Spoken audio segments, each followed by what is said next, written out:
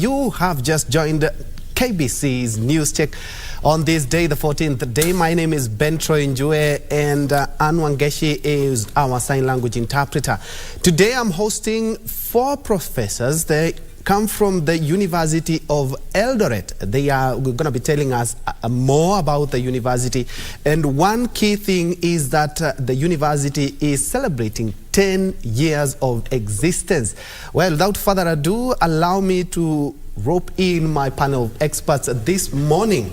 Let me begin with Professor Teresa Akenga, who is the Vice-Chancellor of Eldoret University. Karibu sana, madam. Thank you very much, Mr. Benson Njue, and thank you for giving us this chance to come and share with you about University of Eldoret and share with the public the University of Eldoret.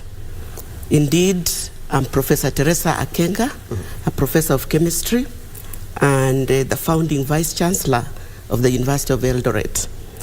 I want to start by appreciating the government and all stakeholders and partners for supporting and encouraging the University of Eldoret. All right. Allow me to first of all also introduce our fellow panelists so that we may be on the same page. Just next to her, we have Professor Philip Raburu. Philip Raburu is the DVC, Planning, Research and Extension. And of course, you'll be telling us a lot. He has been the hands-on man when it comes to the celebrations that we will be discussing this morning. Karibu sana, Professor. Thank you very much, Mr. Njue, and thank you so much for having us here. I'm Professor Philip Raburu, an aquatic scientist by profession, but right now I'm in the administration in charge of research, planning and extension at the University of Eldoret. Thank you. And next to the VC, we have Professor Kisilu Kitainge, who is the Director, Industrial Linkages, Partnerships and Collaborations. Karibu sana, Prof. Thank you, Benson. I'm Professor Kisilu Kitainge, a technology educationist, and currently serving as Director in charge of Industrial Linkages, Partnerships and Collaborations at the University of Eldoret. And formerly, I served as Dean, School of Education at the university. Thank you so much. And just next to him, we have Professor Ruth Otunga, who is the DVC in charge of Academic and Student Affairs. Karibu sana, Prof.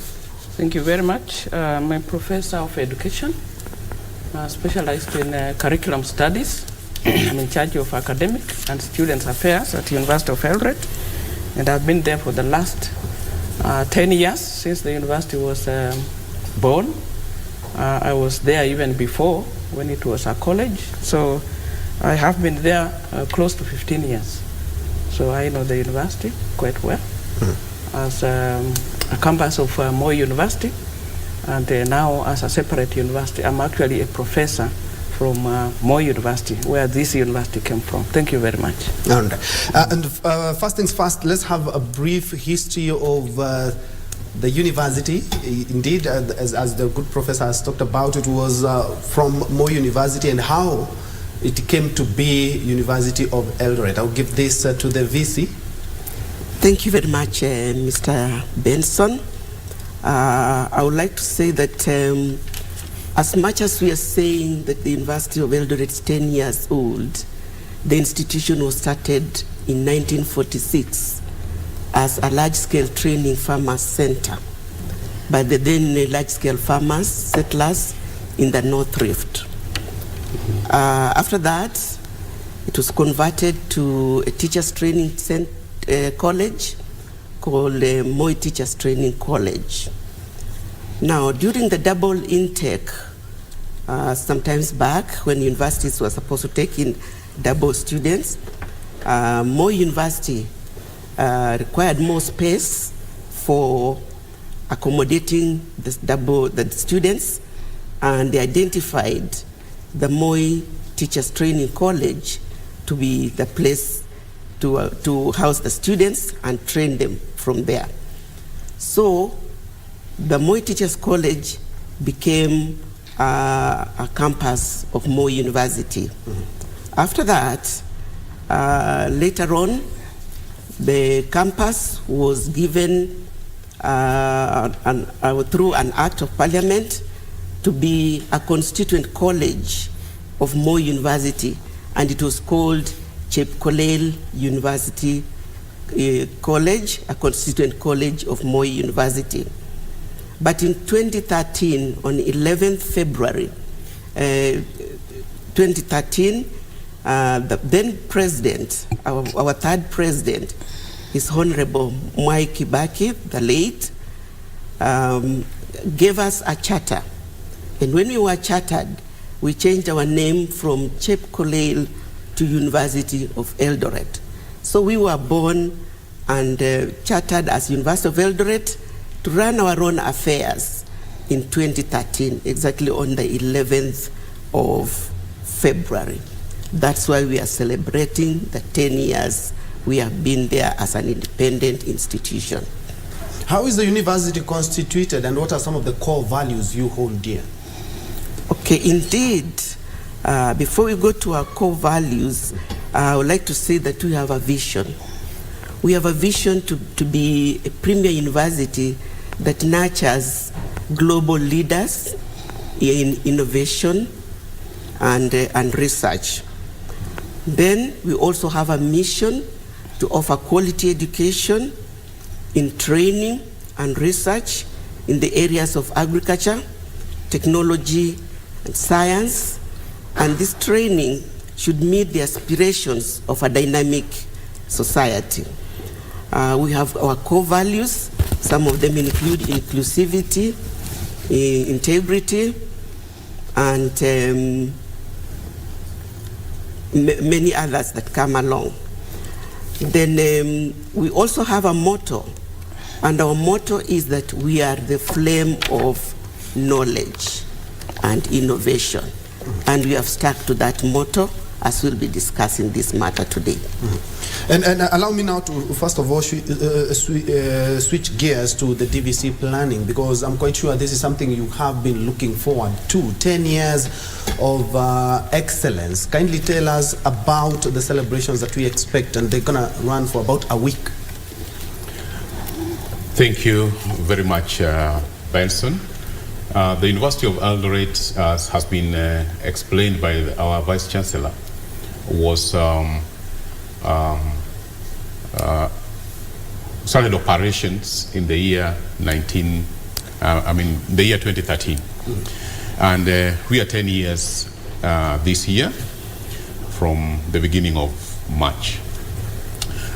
We made sure that we have our celebrations at a time that is convenient for us.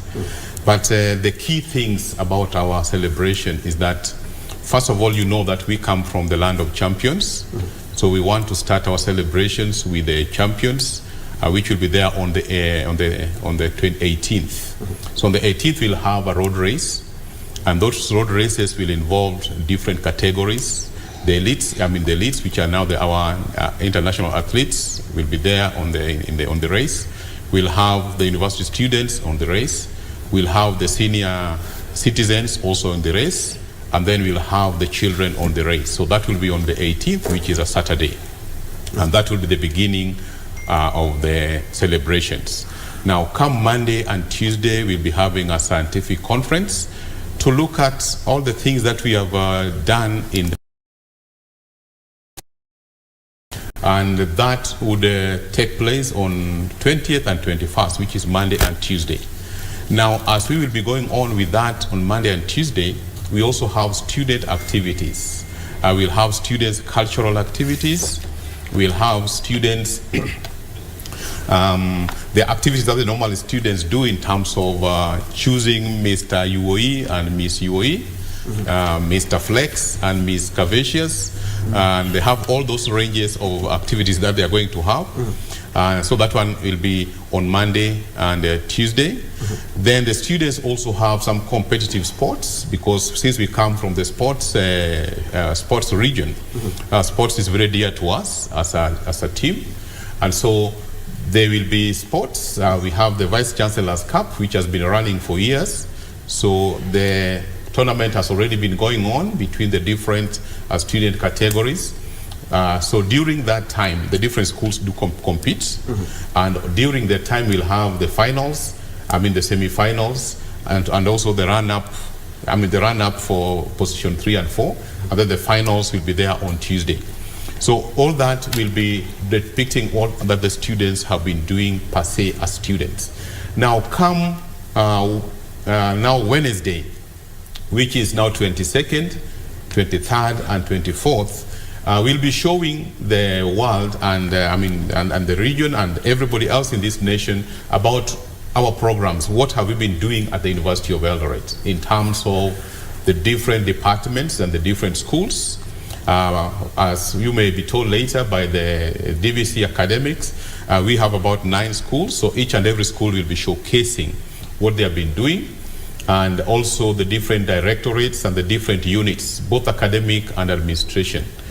Now, when it reached on the Thursday, now this is the main day of the celebration.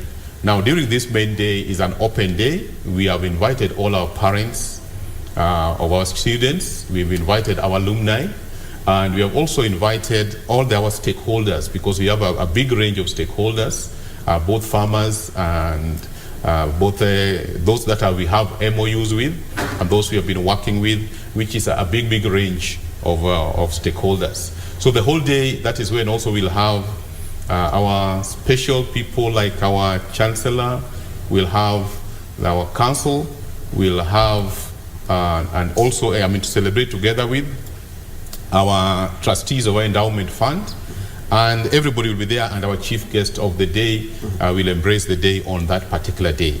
Now, on the final day, which is Friday 24th, we'll have interdenominational prayers. And all the denominations that are recognized by the university, we have already invited all their leaders, and they will be with us as the students, staff, and everybody else. We thank God for the 10 years of what the Lord has done for us as a University of Eldoret. So in a nutshell, that would give the activities that we will be having during the week. Thank you. And for avoidance of doubt, everyone is invited in Kenya, right? Everyone is invited in Kenya, and we are running this invitation to everybody. We have done it through the social media. It has come up in the newspapers, and that's the reason why we chose to be at KBC, because to us this is the national media that we recognize as, when we are talking about national issues like UOE being a public university and a national university, KBC we know is the place to come, because we can communicate to all Kenyans so that they know this is a Kenyan thing, because public universities are not devolved, they are a national institution. So everybody is invited. And I'll be coming to you back a little bit later to tell us what is more unique now in these celebrations as you hit 10 years. But allow me now to go to Professor Otunga, who is the VC of the DVC in charge of academic and student affairs. Can you tell us something about some of the programs that are offered at the University of Eldoret? What makes them unique, and how many graduates have churned out in the last 10 years that you have been in existence? Thank you, Benson. At the University of Eldoret, we have 7 schools. Some universities call them faculties. We have a School of Agriculture, we have a School of Business and Economics, we have a School of Education, we have a School of Arts and Human Development, we have a School of Engineering, School of Science, School of Environment and Natural Resources. Those are 7. We used to have 8, but we have sort of merged them to make them more sharp and more market driven. Now, in this program, in these schools, we offer programs in agriculture, programs in science, programs in business, in the various schools, in the specific schools. We train teachers, in science, in arts, in agriculture, home economics, home science. We also train scientists in natural resources, in environment, and so forth, both at undergraduate and at graduate level. And for the last 10 years, we have graduated a total of 31,221. Out of those, we have graduated 212 PhD holders, 643 masters, and of course we have also graduated diploma and certificate level at various levels. And we do not really, those diploma and certificate are not across the board. They are only for those popular programs at that level in the specific schools that we train. Thank you.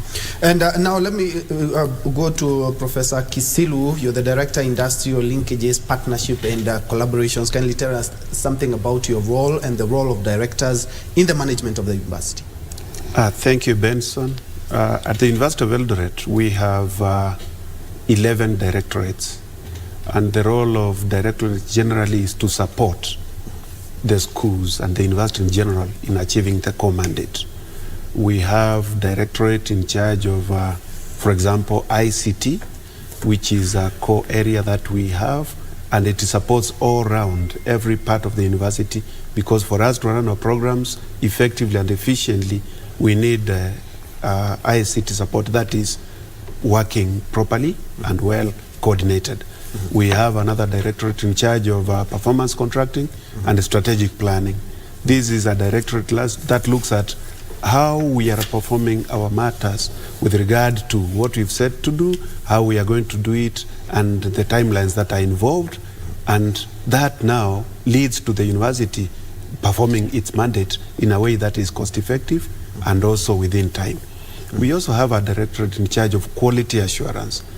This is the directorate that looks at how we do what we've said we are going to do and the processes that are involved in doing what we have to do.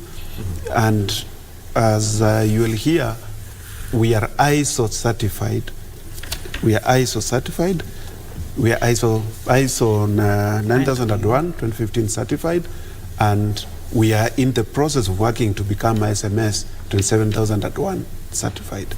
So generally, quality at the University of Eldoret comes at the fore. It is a major issue. We don't go shortcuts.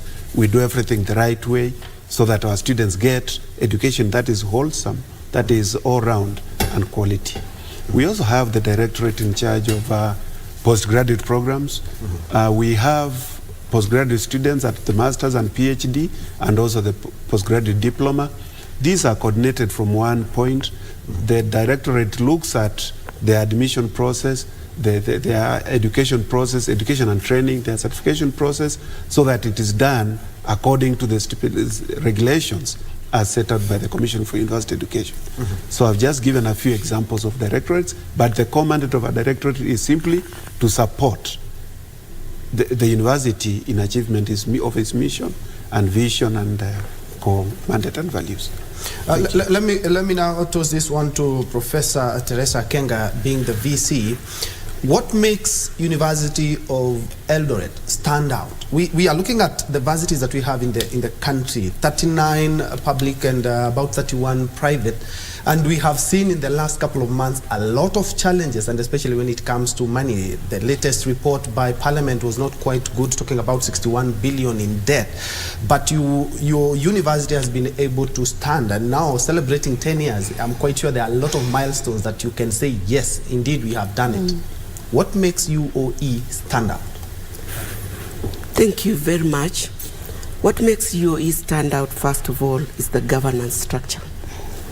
UOE is one of the luckiest universities that has had a chancellor for the past 10 years, Professor Mbula Bahemka. Then from the chancellor, we have the governing body. The chancellor is the titular head, and she advises management and the council on how best to run the institution. She gives the management and the council hints on how to carry out resource mobilization, and that has been our strength. We've had a very committed university council which oversights management, because as you know, if management is not oversighted, things can go wrong. It oversights management, and it plays a critical role in resource mobilization. Then as a Vice-Chancellor, I've had a very supportive management board. With that supportive management board, we've come up with the very frugal, stringent financial management policies, whereby we only fund activities that are in our strategic plan. By the way, we've had 2 strategic plans, and now we are implementing the second one, 2019-2024 strategic plan, which maps out the route we want to follow in order to make University of Eldoret great or greater. It's already great. Now, why we are standing out financially is that because of that prudent utilization of resources and support from the government and rigorous resource mobilization and also collaboration and partnerships.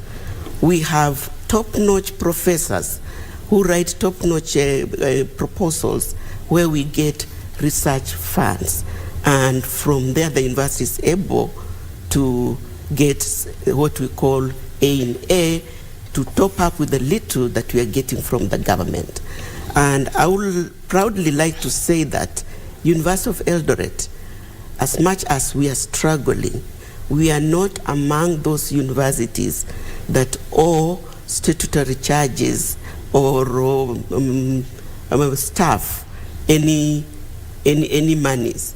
We are up to date with the payments so long as the government has facilitated us. And we must say our books in that line are clean, but we are not saying we are happy with it. What we are saying, we will do more if we got more funding. But it's just prudent financial management and proper governance structures in place that have helped us reach where we are.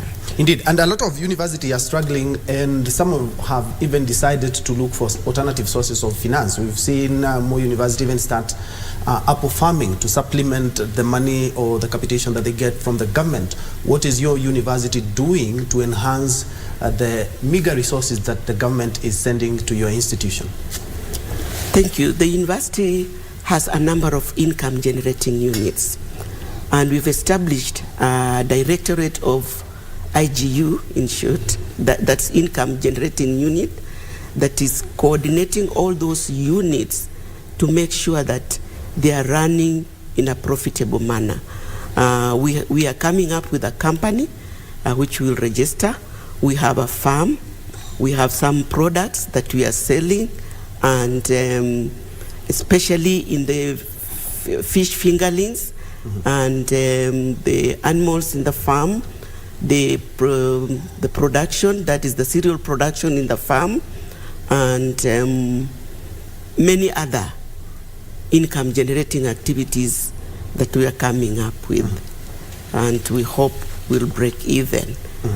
But above all, we've established an endowment fund. That fund is there for people to come and endow the institution to assist the needy student, or to assist this institution put up some infrastructure, or the needy student complete their studies in good time. Thank you. Yes, and a little bit later you'll be telling us how students are coping, because at the end of the day, the harsh economic times and also there is no money, also students have been affected as well. But let me touch on Raburu. What is one thing special that is going to happen in this year's celebrations? 10 years is quite a milestone. Thank you so much, Ben. 10 years is quite a milestone, and for us as the University of Eldoret, from what the VC described about our history, it's really a milestone that we would like to celebrate. And the most important key thing that we have been doing, maybe before I come to your question, is to address what happens in our region, because to us, being in the North Rift, in the breadbasket of the country, is a very important thing for us. On food security, and food and nutritional security. And our School of Agriculture is very strong in that. And as we speak, we have even several kind of innovations that have been, we have got through that. I mean, we have come through the School of Agriculture, and even some of our staff have received some international awards in this area of food security. Secondly, there are even some products that we have been produced which are already patented and are still going through the different steps so that they can become easily consumable in the markets.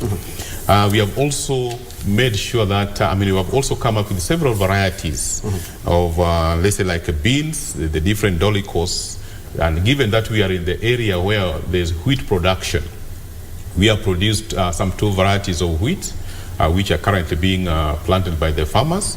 That is the Eldo Mavuno and Eldo Baraka by our scientists. We have some researches that are going on around the barley production. We have different potatoes, varieties of potatoes. Some of them were released into the market just recently, about 2 months ago. And so it's special when we talk about the food security, because we know the breadbasket of the country is there in the North Rift. Secondly, as I just told you about, we are in the land of champions. We have a lot of research and activities with our neighboring counties. And we already have MOUs with them, like Osingishu county, Elgeyo Marakwet, Nandi County, Turkana, and all those counties that are around us. So that what we are doing in collaboration with our local communities and our local county government, so that we can spur development, because as a university, that's the role we can do. To come back to food security, as a university, we have been mounting what we call agribusiness trade fair every year. And this is always meant to kind of pass on the technologies on food production and agricultural food production. So it's a situation where we normally bring all the key players in the agribusiness at the national level, and we bring them to our university, and we liaise with our farmers that we are working with through our outreach center. We have an outreach center that we use to reach out to all our farmers within the region. And so during this time, we bring all these farmers, like the last agribusiness trade fair that we conducted in September. I think we had almost close to 10,000 farmers coming in, and those are real farmers. And that's the difference between our agribusiness trade fair and the ASK show, because ours is basically for farmers. We bring them there free of charge, and then they are trained on issues. So what is unique is those areas where we are well endowed, and we would like the world to know, because as a University of Eldoret, we have not been making noise about what we are doing. But there's a lot that we have been doing, and this is the time we feel during the 10 years that people should come up and see what we are doing. But we are very strong in those areas of sports science, and we are actually developing a whole school of sports science, and we're already working. Our curriculum is already ready, and there are several other things that are going on, having also linkages with some of our international partners, so that we can contribute specifically to the whole nation on that area. That aside, University of Eldoret is unique because you remember when when Moi University was to be created as the second university.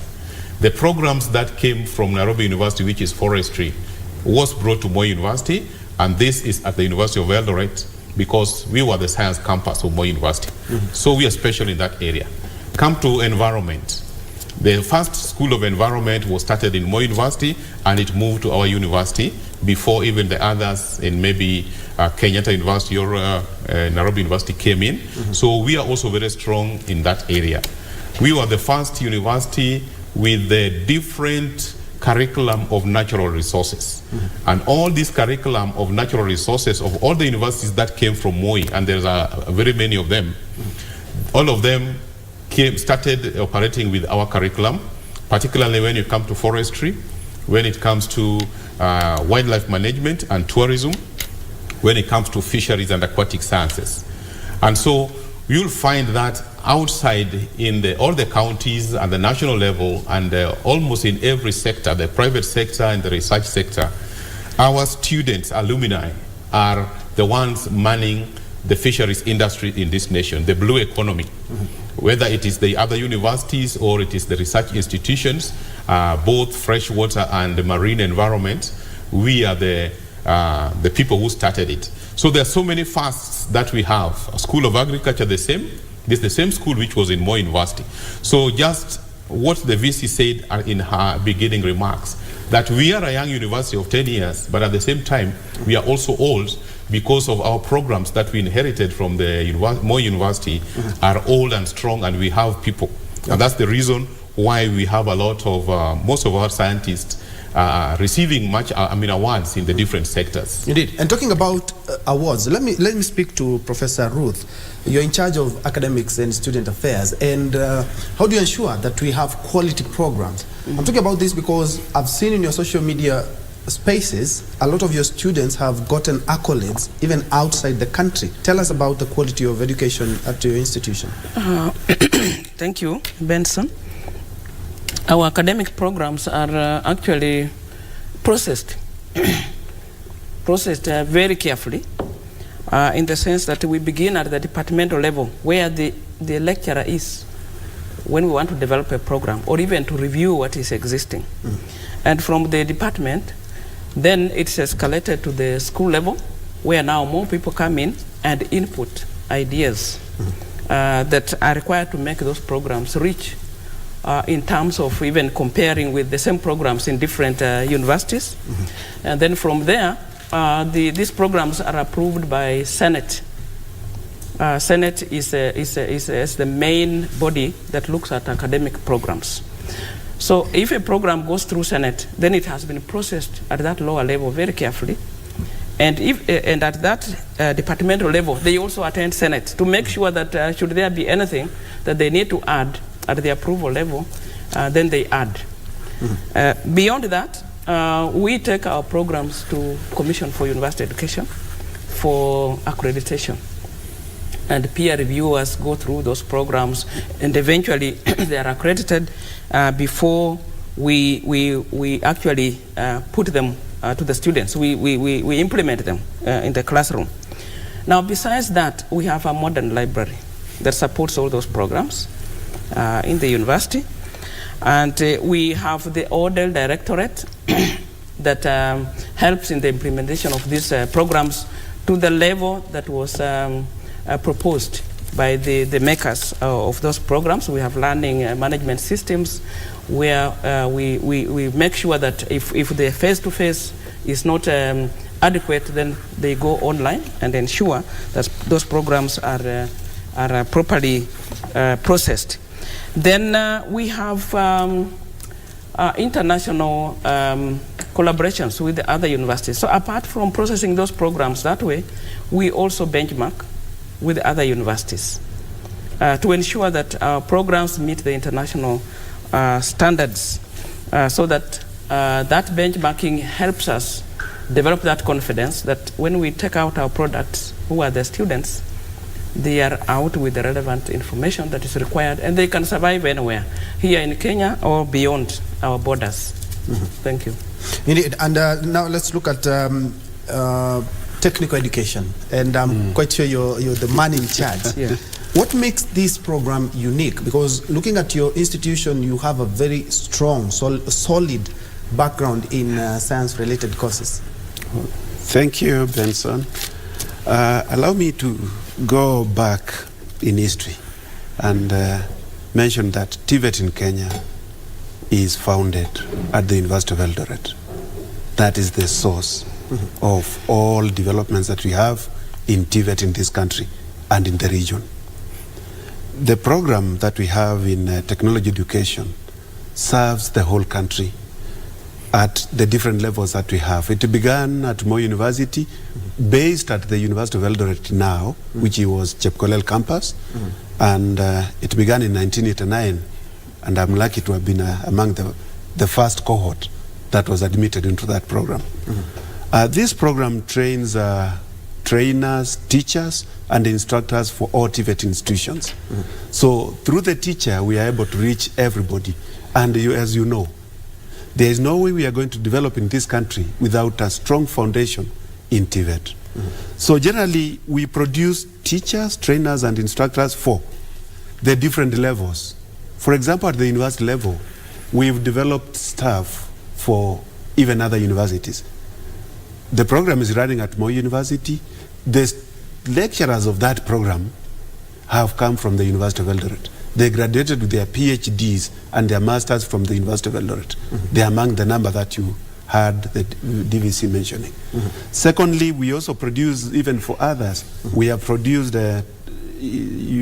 dons for Dedan Kimathi, which is running the program, the Meru University of Science and Technology, which is running the program, Muranga University, which is running the program, Kirinyaga University, which is running the program. So the lecturers of the other, for the other universities have come through the University of Eldoret. At the national level, we have the national polytechnics. We service, let's say, more than 70% of the trainers in the national polytechnics, and you know there are 11 of them, and even the Kenya School of TVET. So generally, the University of Eldoret has produced trainers to train at the level of the national polytechnics, the 11 of them, and even the Kenya School of TVET. At the technical and vocational colleges, which have been were called technical training institutes, we also produce trainers for the different levels. So we produce people who can train at the national level, at the university, at the higher national diploma, at the diplomas, and even the lower level, the certificates. We also train instructors for the lowest level, the vocational training centers, formerly called village polytechnics, because everybody should be included. This country cannot develop when we are leaving out some group without moving with it. So generally, the University of Eldoret is the source, and it is leading in research in this area because it has the highest concentration of the resource, the human resource. It has the highest concentration of the human resource in this country. Beyond Kenya, let me mention that we are also training for the region. We have developed lecturers for the Chambogo University in Uganda. We have also developed lecturers for the Swaziland institution. So generally, the department and the school and the university is producing human resource that is so critical for the development of this country. And we are looking at those areas that matter.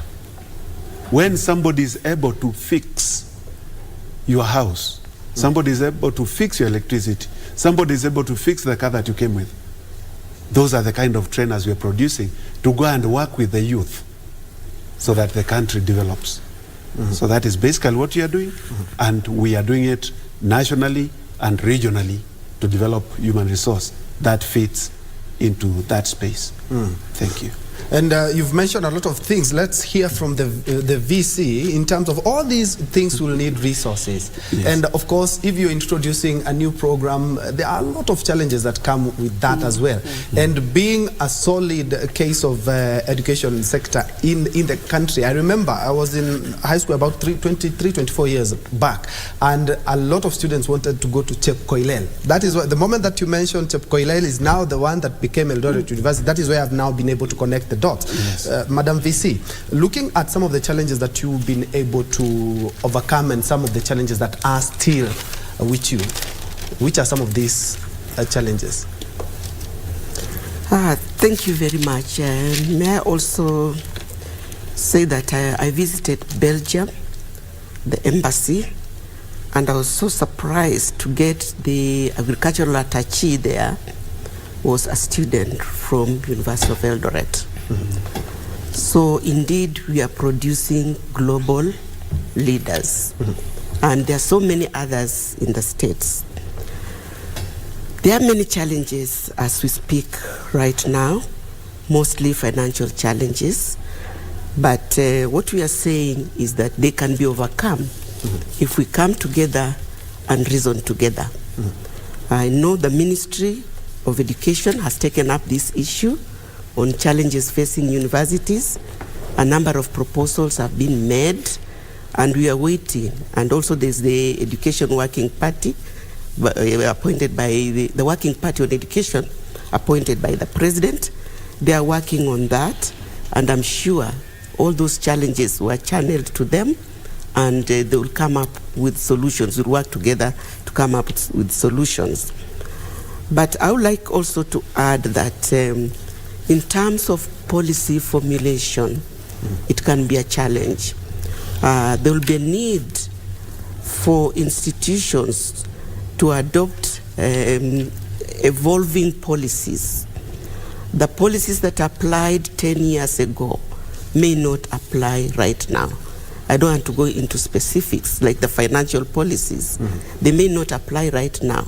There's a need to really be radical and change some of the policies. The other thing I realized is automation.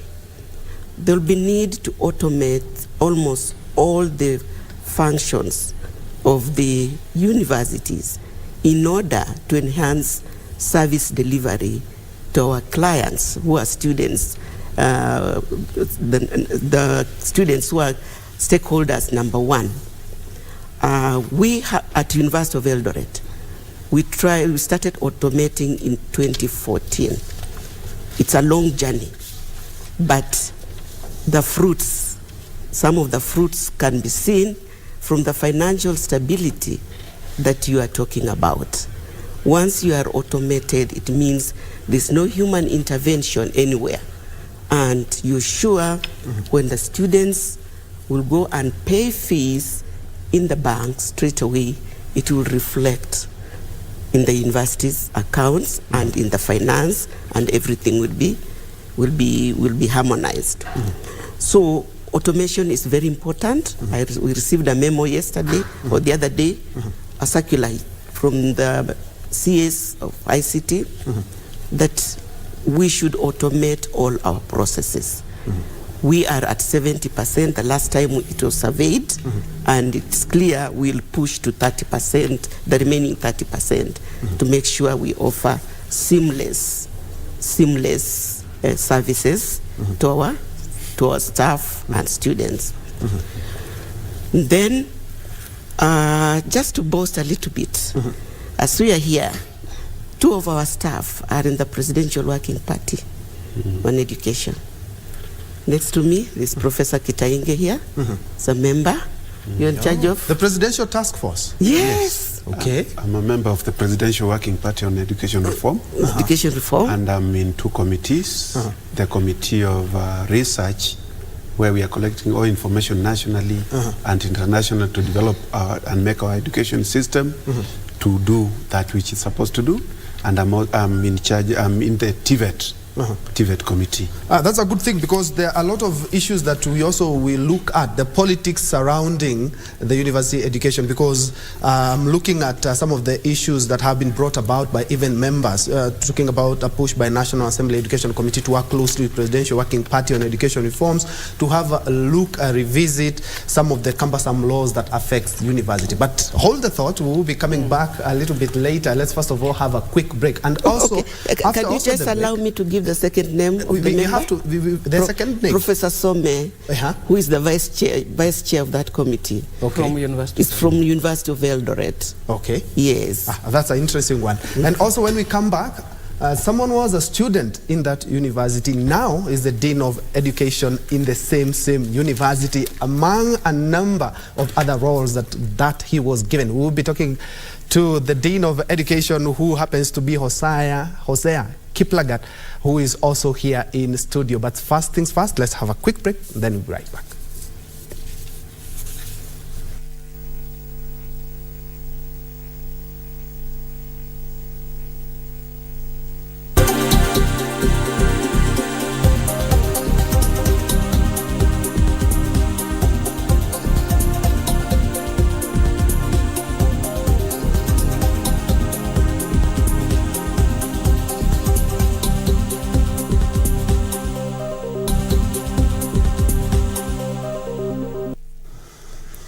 Welcome back. Just in case you joined us, this is News Check, a program that is earmarked to ensure that we keep you afloat with all the latest happening around you. And today we are looking at matters university education, and we are honored to be hosting the top-notch officials of University of Eldoret, including the Deputy Vice-Chancellor, where we are talking about their 10 years journey that they have been in as a chartered university.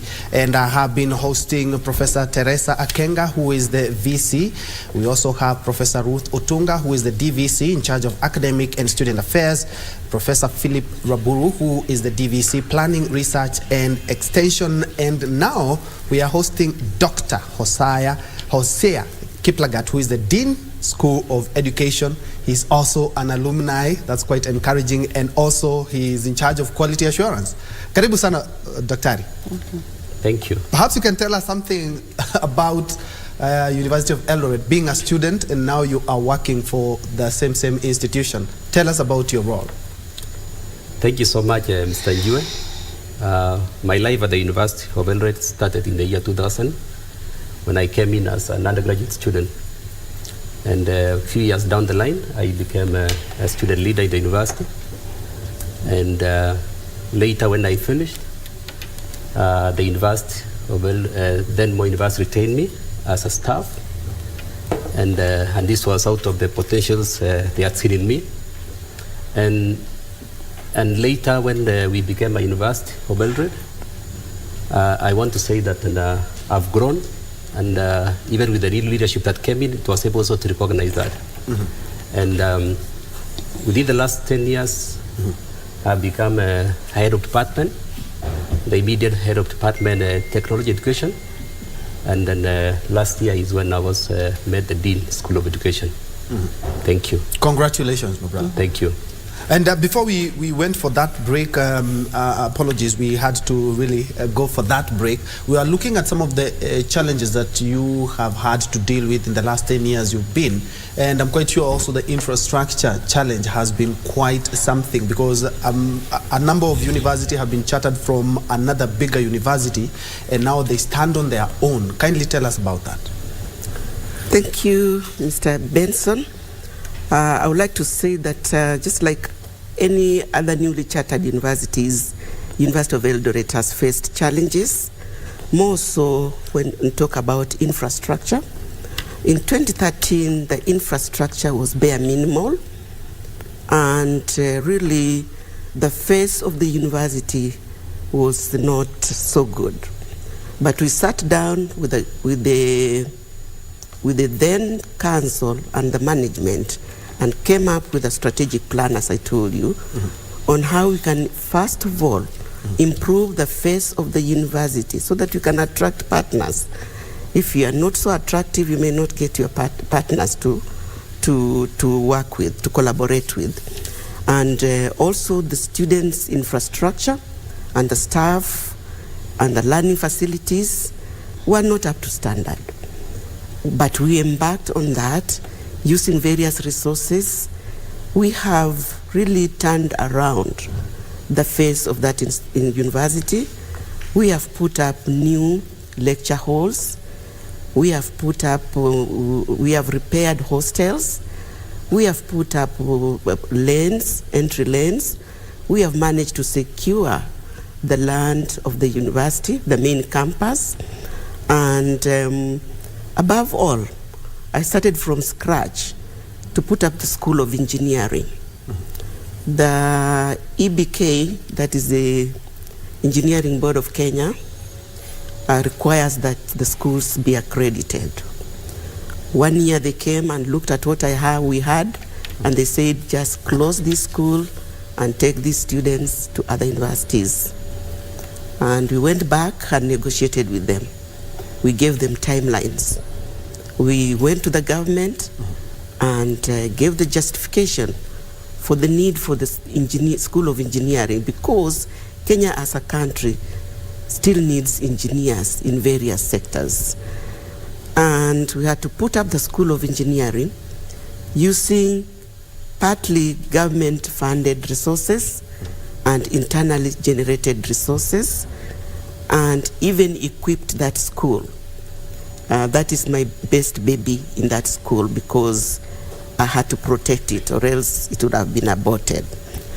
And it is through this school that we are carrying out some of the renovations of the infrastructure in the university, construction of our lanes, and an innovation during COVID-19, the challenge we faced. COVID-19, nobody anticipated, even in our strategic plans, nobody anticipated such a pandemic. Nobody budgeted for such, but we had to come up and continue re-engineer our business. We used the School of Engineering, the School of Science. The School of Engineering came up with the foot pedaling hand washing machines, which are very unique, an innovation that we have already sent for patenting. And with COVID-19, we didn't have resources. And I must tell you, nobody gave us an extra shilling. But we used our own savings to make sure that we start off our Odell directorate, so that we shift our programs to online. With that online, again, we faced the challenge of access. There are some students who could not access. So we have come up now with what we call blended learning. And I want to say, for us, COVID was a silver lining on the sky, on the cloud, because it made us think outside the box. We were able to re-engineer our businesses. Even our meetings, as everybody will say, were virtual. Our graduations were virtual. And that saves a lot of resources when you compare to when you do your business on face-to-face. And up to now, we are still doing virtual meetings, so to save on time and also on resources. So the other challenge after COVID is that the medical expenses just ballooned, because you realize with anybody could get that virus, and as a university, we could not abandon that person, and the treatment of the virus was a bit expensive, depending to what extent it had gone into the body of the person. But we committed as a university, and we were able to use the little resources we had to be able to take care of our staff who got infected despite the little resources. And we are happy some of them are very, very much alive with us. And I can give an alive example. Professor Raburu here. He was one of those. But the university had to go all the way to make sure that all staff are taken care of. Thank you. Yeah, and Professor Raburu, looking at you're in charge of planning and also planning research. I remember Timothy Kipchumba, who is the MP for Marakwet West, faulted the government in terms of the tax laws touching on university, and especially when it comes to importing of equipment. He said that he's a member of the education committee and said that the government should not be taxing university to import equipment that they're going to be using either for research, either for other purposes. And not only that, he added that some of the laws that are governing the university are a bit rigid, and pointed out internationalization, where he says that when lecturers from other countries have to come here in the country and maybe be lecturers in some of the university, there are a number of cumbersome laws they have to go through, which makes it a little bit tedious. I'd like you to touch on that. Thank you so much. This is an area that is dear to our hearts, and we really would like to communicate even to at the national level that it is really an area which is very, the area of tax particularly taxes when it comes to infrastructure. The universities really demand and collaborates a lot. For example, our university, we have almost around 94 collaborations, the bulk of them being international. And most of these collaborations are targeted to assist our researchers. And there are collaborations through research. There are some collaborations through different programs that maybe we offer collaboratively. And it goes without saying from the history that the VC had given that we came from a teachers training college. So we actually inherited the infrastructure of the teachers training college. Unlike some of our colleagues, which were other colleague universities that we were chartered together, who were previously technical institutions, which had a lot of infrastructure in terms of in the teaching, in the laboratory, and things like that. And so we started from the scratch. And what the VC has also said about the School of Engineering, most of the equipment we required were very expensive equipment. Some we could get from the partnerships that we developed with some of our partners internationally. So I really would like to appeal here, actually, even to the government on that something should be done on making sure that the universities import some of this equipment. It's not basically importing per se, but also to allow some of this equipment to come without being taxed.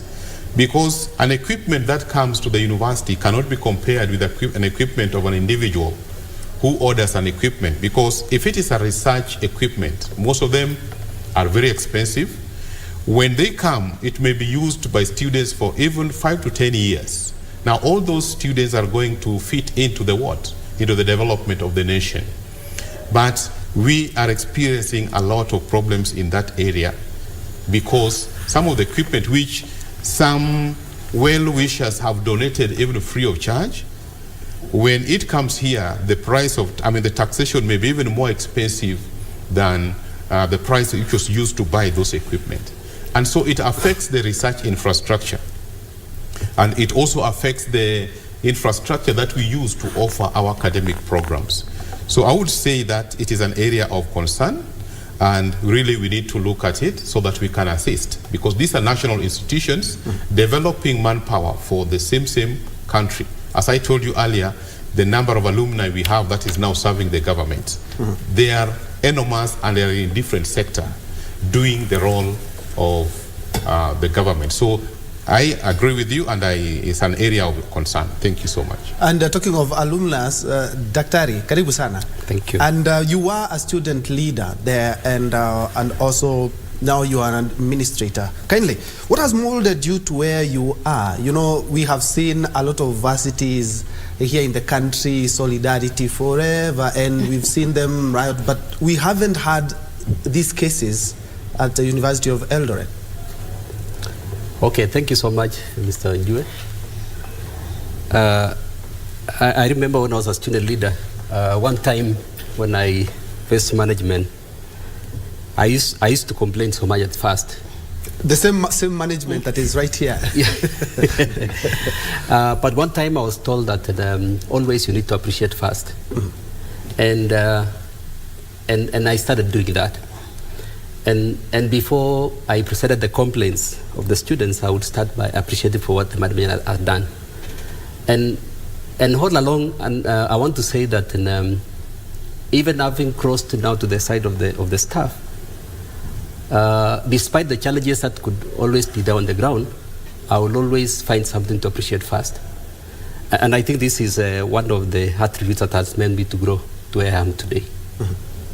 Yes, so I think this is also something I want to encourage other leaders who are coming up in university as student leaders, that always let them find something to appreciate the institutions before they demand some of the things. And somebody would ask also, why would you recommend students, any student, to come to UAE? Okay, thank you so much.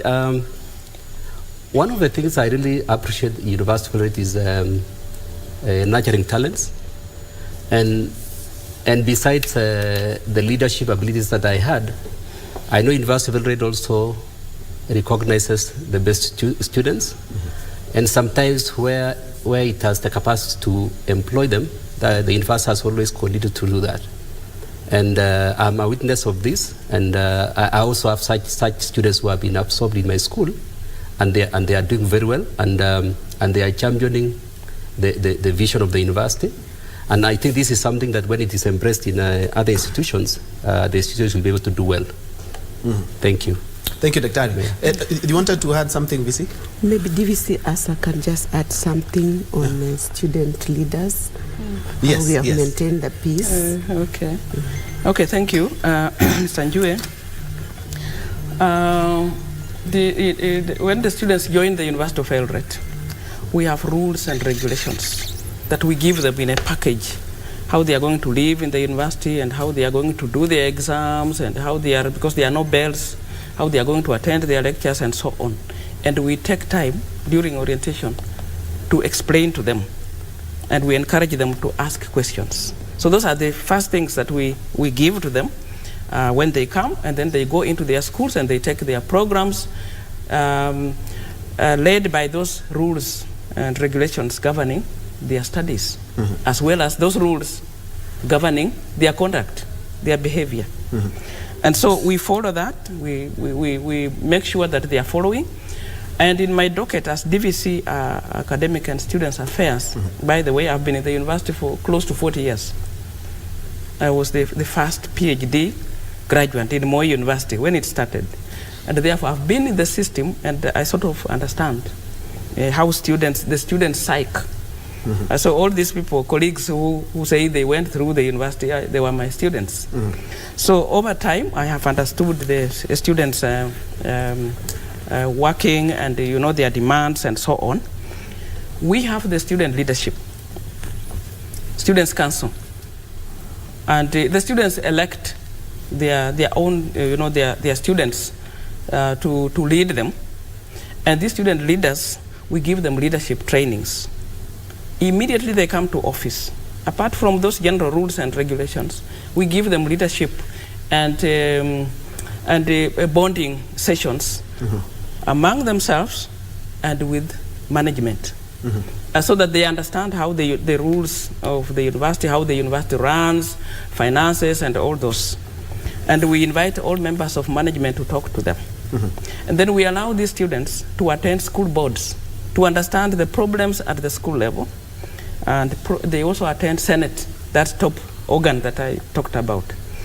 And it's in the Universities Act that they should do that. So we have taken the Universities Act and implemented. So they attend Senate. So all the issues to do with the academics, and except when we are discussing marks, they get out. Otherwise, they participate in all that. Besides, when the students have erred in terms of behavior, conduct, and so on, student leaders are represented in those committees that deal with their behavior and so on. And so these student leaders have a chance to go and explain to the rest. If we go this way, then there's a problem. And that's why, as you were saying, you have not had a lot of University of Eldoret sort of information goes to the students. The students' affairs, academic and students' affairs. The students' affairs in my division is led by a dean of students.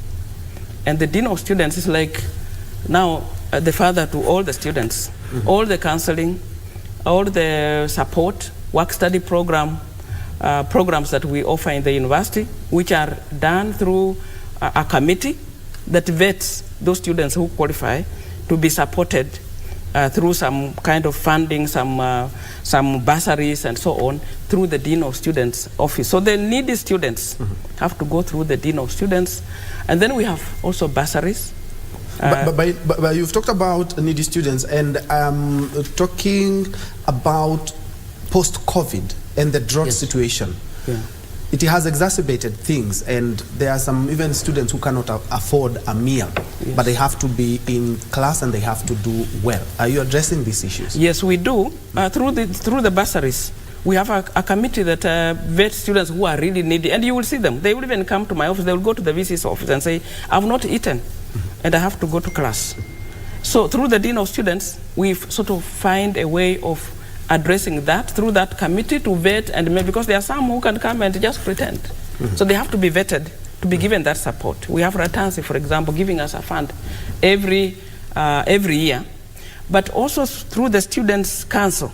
When they do their budget, we have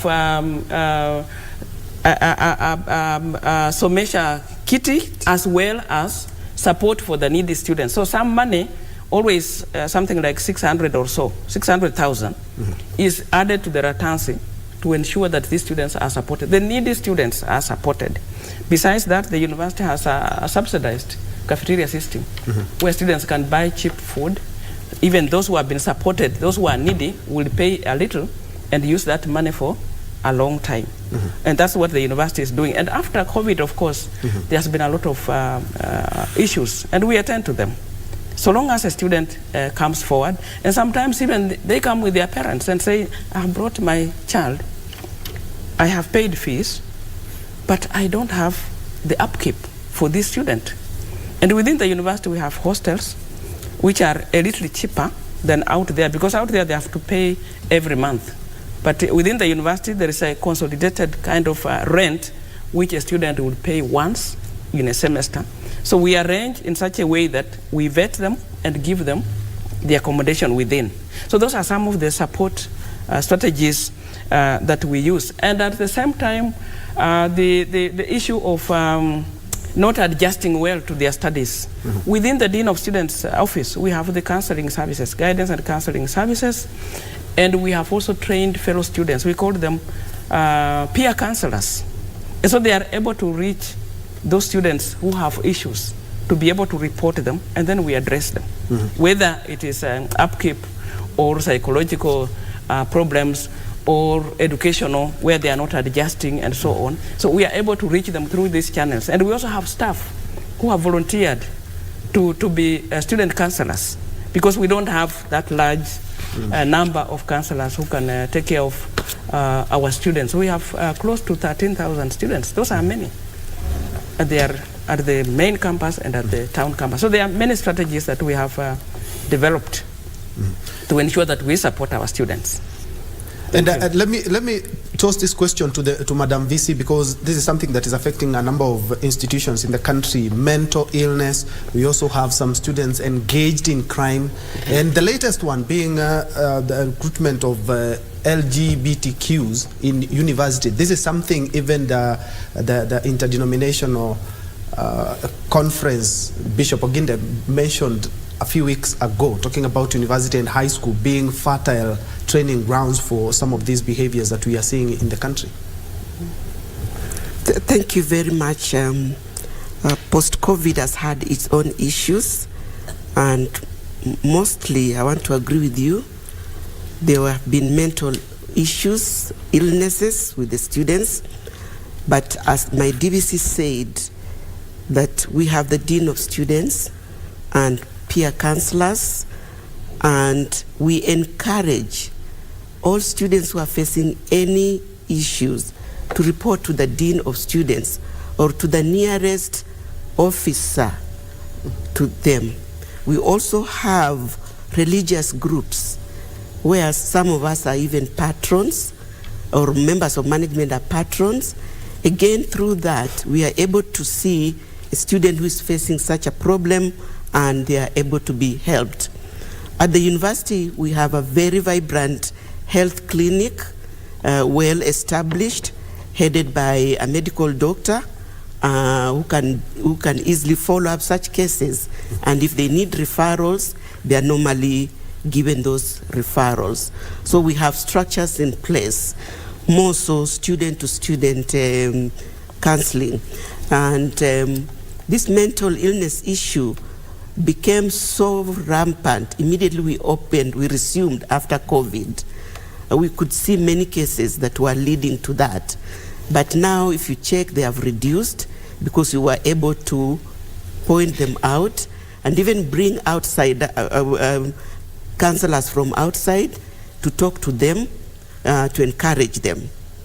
Now the issue of LGBT, whatever, I can't even pronounce that one, it's a bit tricky. And you can see it's being discussed in the whole region. Even the other day I heard in our neighboring country, they have put a motion in parliament. In Uganda? In Uganda. Yes. They are going to ban, and actually the stringent measures are going to be taken. As a university, we don't encourage that. What we do now, we've sensitized our students.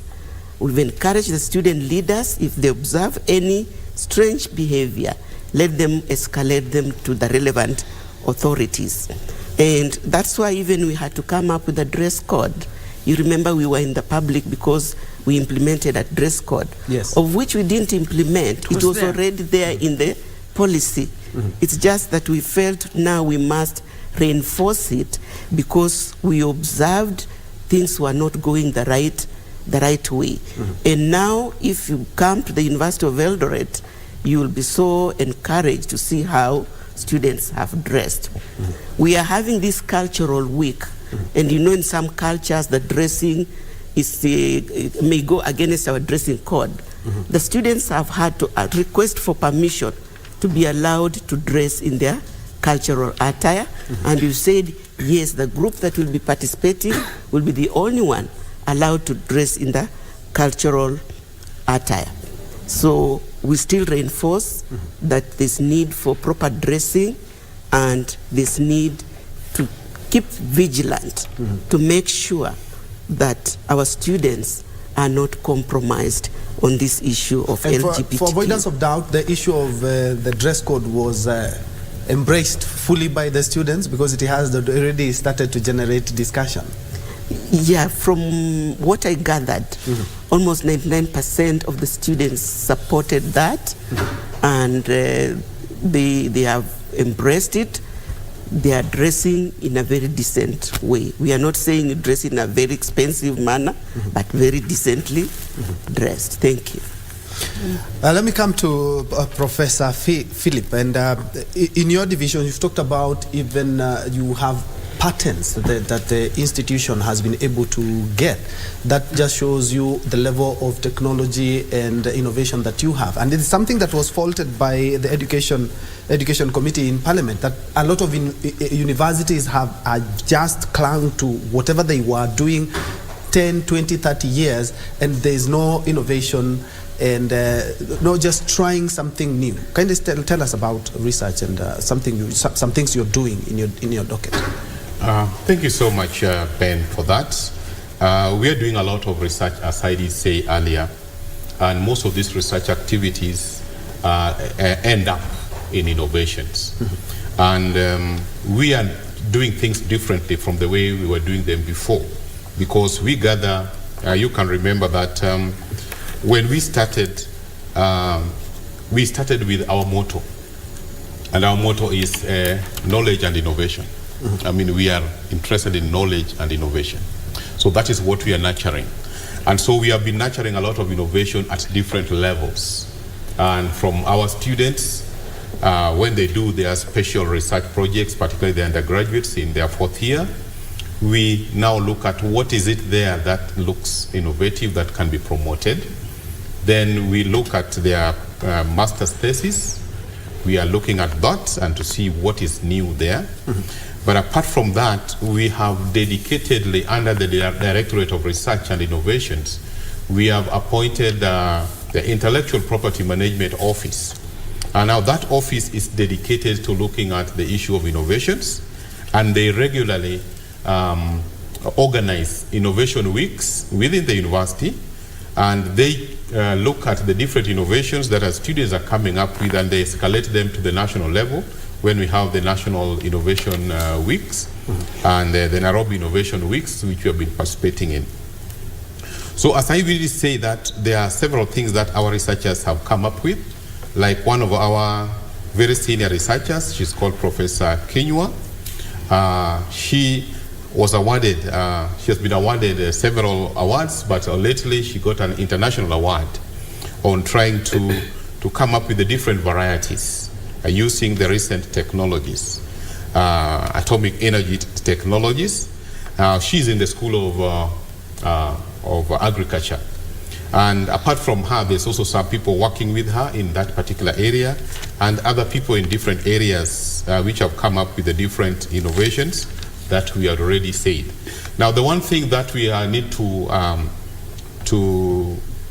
highlight here is that just as much as we have several innovations, making that innovations to be like what we talked about, the making science to give us more money, it takes time because it requires a lot of development, a lot of mentoring of those students as we go ahead. Currently, as a young university, we have different networks with different partners who we are working with to help us in that aspect of trying to mentor and incubate some of our youths to be able to be useful members of the society. So apart from that, there are other projects that are helping us to mentor, like in the field of agriculture and fisheries. We have several youths that we are mentoring, and not only our students here, it also involves the students from the community. As I said, that our focus is North Rift in some of these areas. We have students we are mentoring on dairy production, on crop production, on mushroom production, and on poultry production, and also on fisheries production. So these are some of the things that we are doing, and we can say that we are not doing things the same way, but this space requires a lot of money and requires a lot of equipment, which we are trying to get.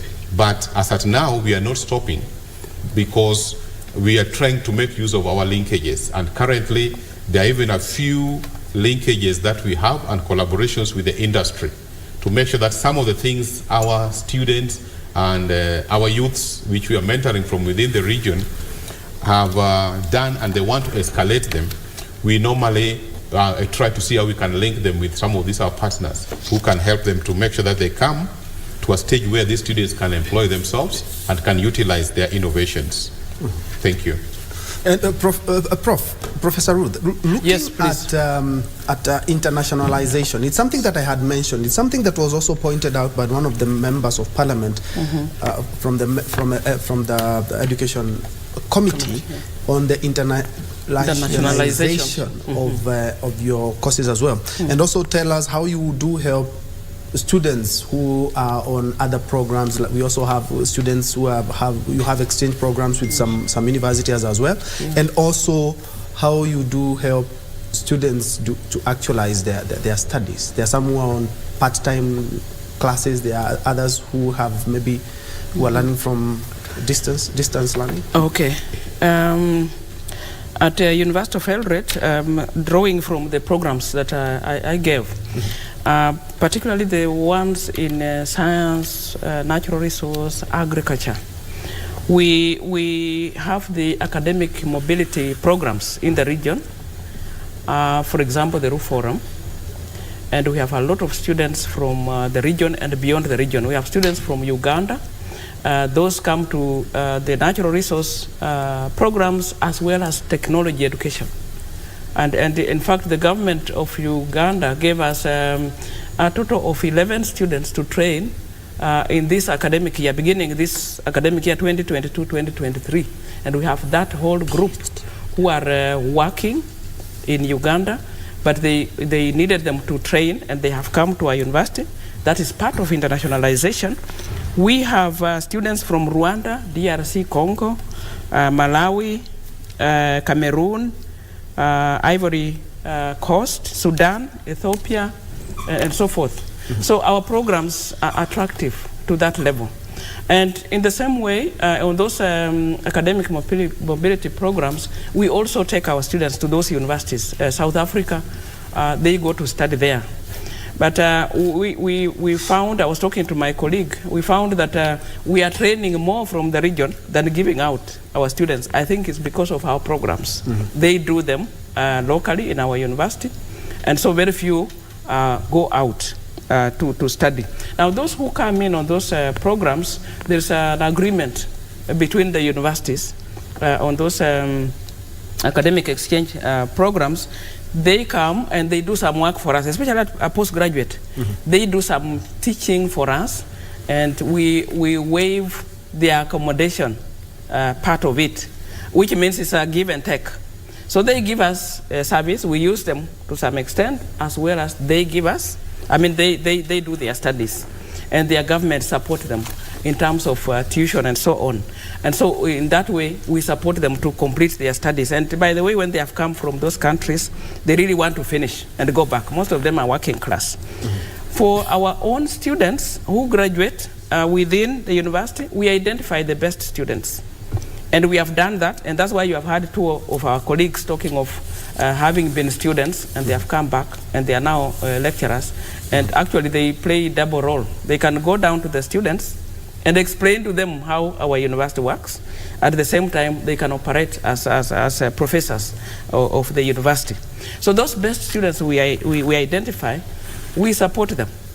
We give them a staff training program, which is, they get in at the lowest level of graduate assistant, which means they are working with mentoring professors to grow them in their areas of specialization.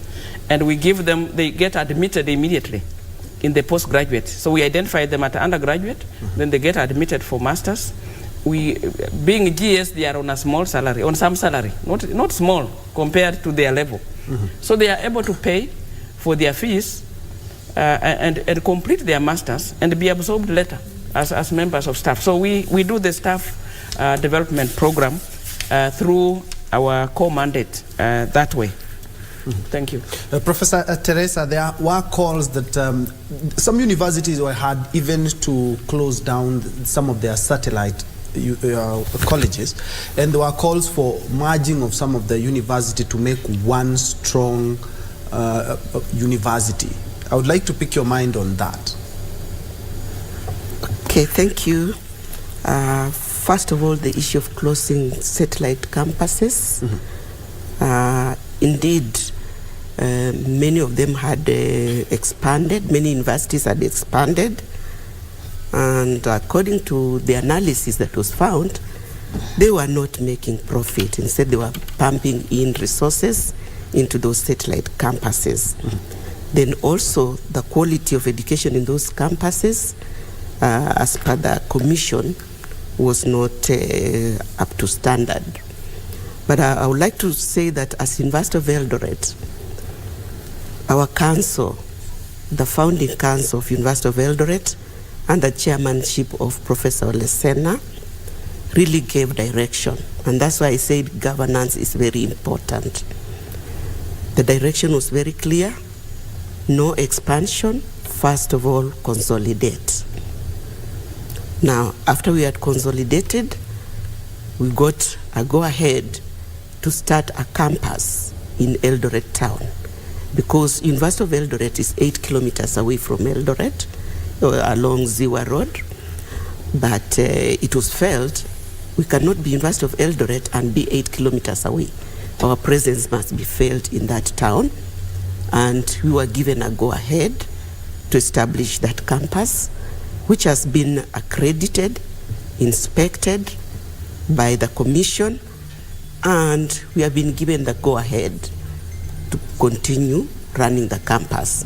And the campus is serving the community around, those who cannot come all the way, especially after work.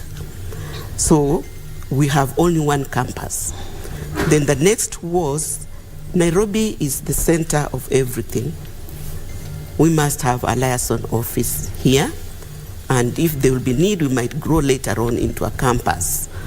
And now we have our liaison office here on Pension Towers, 12th floor, where we do everything. Like before we came here, we had to meet in that office.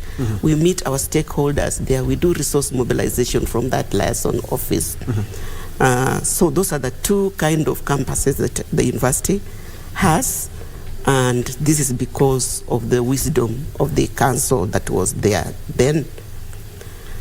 Now, when you come to mergers, indeed there was this issue of merging, and there was benchmarking from Kigali, from Rwanda.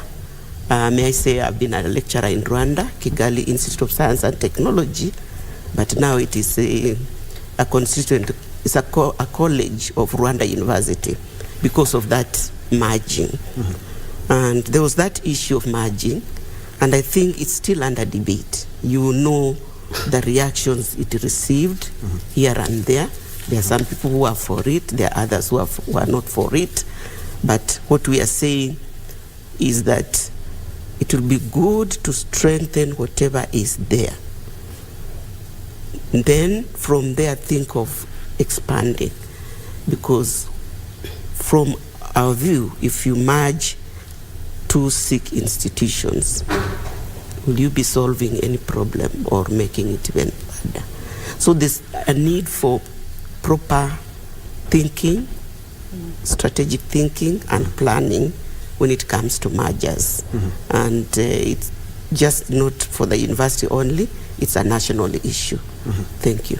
And Daktari, I'm quite sure you have had a lot of questions from people, and especially the young ones, on mentorship, because looking at your journey, starting as a student, rising all the way to student council, the student leader, and also being a staff and now a dean. Kindly touch on that. Okay, thank you, Mr. Njue. What I will say on that is that as a university, and maybe the position I sit as the dean, is that university has established what we call academic advisors in our departments. And these are people who work through the journey of academic students in their specialized areas. And we have seen even this one help us to continuously even improve in the graduation rate that we have had for our students. So I know that the student cannot manage alone. And besides that, also academic advisors, we also use class representatives who also work closely with their colleagues as peers to help them soldier on through the journey of academic. So I want to say that this is something that has worked. And also as departments and the schools, we regularly check on the impact of this out of our own regular meetings every month. And advisors give their reports on how they are working with the students. And this one has had a ripple effect even up to now the highest level because of the impact that the support has had on the students. Thank you. And Prof, I'm quite sure you have a last word on why this time around this is going to be the biggest event of University of Eldoret as we wrap up. Okay, thank you so much, Ben, for that question. Definitely this is going to be one of our biggest events in this time. However, as I said earlier, the University of Eldoret always have the biggest, an event every year, the Agribusiness Trade Fair. But that is a CSR activity where we are giving back to the to the communities around us to make sure that we are promoting agriculture and food security issues. Now, this is a big event because in the 10 years, we have planned, but sometimes when we planned, we could have maybe parents coming and having an open day. That's when COVID struck. So we have not been together very much. But this time, this is big because a whole week we have activities where our students are going to showcase the things they are doing to the public.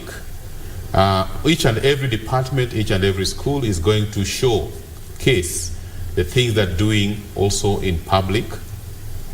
And we are also bringing all the religious leaders and all the different denominations that are recognized by the university to come together. And for a long time since COVID also, we have been having graduations through virtual graduations. And so we have never had one activity that is bringing all of us together. So this is a very big event that we want really to, as we wind up, to invite everyone to come so that we can be able to celebrate together. And celebrating, we are not celebrating an individual, we are celebrating the achievements of the university because, as I said earlier, the university is a national institution. And so we want to appeal to all our stakeholders, starting with our students, the student body, all our staff at the University of Eldoret, all our stakeholders that we are collaborating with in different ways, all our leaders, our council who are managing us to make sure things go on well, and everyone else, because we reach out to so many people through our collaboration and the CSR activities. And we are not stopping only at the university. We are also invited several high schools because there are several high schools who normally come to learn from us.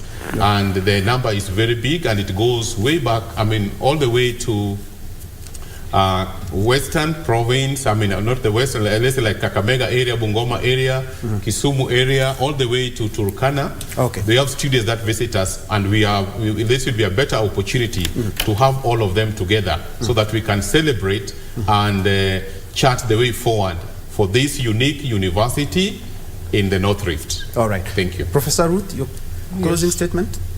On this celebration, Mr. Benson, I would like to say that we invite everybody to come and see in Kenya and beyond. Government officials and our alumni, all of them, we would like them to come and see the achievements that this university has made, and so that they can come back and really support. Since we have an alumni office where many of them have registered, and we encourage them to come and see what achievements have been made so far and how they can support, so that we can get avenues of supporting others to go through the university. And the university being a big industry, because wherever a university is set up, you can see what happens. Lots of things happen. And therefore we invite everybody to come celebrate with us all these achievements and then chart the way forward. Thank you. Doc? Thank you so much. As a university, we want to welcome all our stakeholders. And I know sometimes people would have wanted to know how programs are run in the university, and this is a time they need to come and interact with us. And more so, we also want to welcome the parents and the guardians of our students. They have occasionally also been with us, and this was a time we need to interact with them and have more time to spend during this celebration. Thank you. Okay, let's wrap it up with the Deputy Vice-Chancellor, Teresa. Vice-Chancellor. Deputy VC, yes. The Vice, sorry, I apologize for that. Thank you, Benson. Mine is just to say that the University of Eldoret has a bright future. And I would like to welcome everybody to come and celebrate a decade of knowledge and innovation, and we chart our way forward for the next decade. Above all, I want to invite the fourth years who are selecting courses, universities to join. Please join University of Eldoret. It's a unique university. It has students at heart, and it ensures that the completion rate is very high. At the same time, our alumni are very marketable. Thank you. Thank you. Thank you. That has been the Vice-Chancellor, Eldoret University, Professor Teresa Akenga, and also joined by Professor Ruth Otunga, who is the DVC Academic and Student Affairs, Professor Philip Raburu, DVC Planning, Research and Extension. A little bit earlier, we had Professor Kisilu Kitainge, who is the Director, Industrial Linkages, Partnerships and Collaborations, and we also been joined by Dr. Hosea Kiplagat, who is the Dean, School of Education. They are all from the University of Eldoret, and they are celebrating 10 years of excellence at their campus. And remember, it's a one-week affair, a lot of activities, as we've been informed. So if you get the time, kindly, you need to check them out. Thank you so much for joining us. We are also waiting for that live feed from State House. Remember, President William Ruto and his Italian counterparts are in State House discussing a number of bilateral trade agreements, and we'll be crossing over to State House as soon as they start addressing the press. My name is Njue. Anwangeshi has been on sign language interpreter for the first bit. Thank you indeed for joining us. I'm giving rise now to Tamrini and Kurunzi.